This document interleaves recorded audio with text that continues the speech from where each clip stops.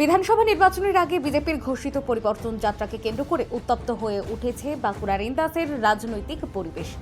রবিবার ইন্দাসে বিজেপির কার্যালয়ে এক সাংবাদিক সম্মেলনে ইন্দাসের বিজেপি বিধায়ক নির্মল ধারা দাবি করেন, দলের পরিবর্তন যাত্রার সঙ্গে তৃণমূলের বিদায় যাত্রাও শুরু হয়েছে।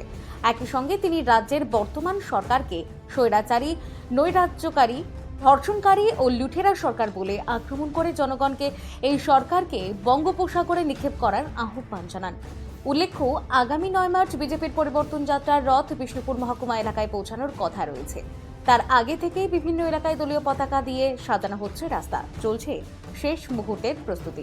আমরঘাট ব্রিজের কাছে 11টা 15 সেখানে স্বাগতম জানানো হবে। অসংখ্য অসংখ্য জনতা জনার্দন গণদেবতারা এই রথকে স্বাগতম জানাবে, পুষ্পবৃষ্টি হবে।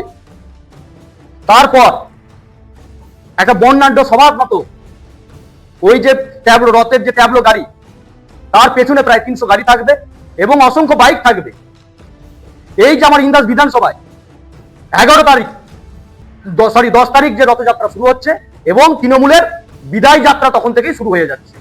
তাই আমি ইন্দাস বিধানসভার জনতা জনার্দন গণদেবতাকে অনুরোধ জানাই, আহ্বান জানাই যে আপনারা এই রথযাত্রায় সামিল হন এবং আমাদের এই সভাকে, এই বর্ণাঢ্য সভাকে সাফল্যমণ্ডিত করুন এবং আগামী দিনে এই যে স্বৈরাচারী, নৈরাজ্যকারী, ধর্ষণকারী, লুটেরার সরকার চলছে, এই সরকারকে বঙ্গোপসাগরে নিক্ষেপ করুন এবং ভারতীয় জনতা পার্টিকে ইন্দাস বিধানসভায় প্রতিষ্ঠা করুন এবং সারা পশ্চিমবাংলায় একটাই আওয়াজ উঠবে, ভারতীয় জনতা পার্টি এবং বিজেপি।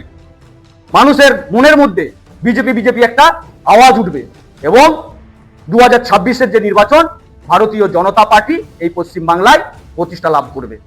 অন্যদিকে বিজেপি বিধায়কের এই মন্তব্যের তীব্র প্রতিক্রিয়া দিয়েছে তৃণমূল কংগ্রেস ইন্দাস ব্লক তৃণমূল সভাপতি শেখ হামিদ। বলেন, প্রতিটি নির্বাচনের আগে বিজেপি নেতারা বড় বড় প্রতিশ্রুতি দেন এবং মিথ্যা প্রচার করেন।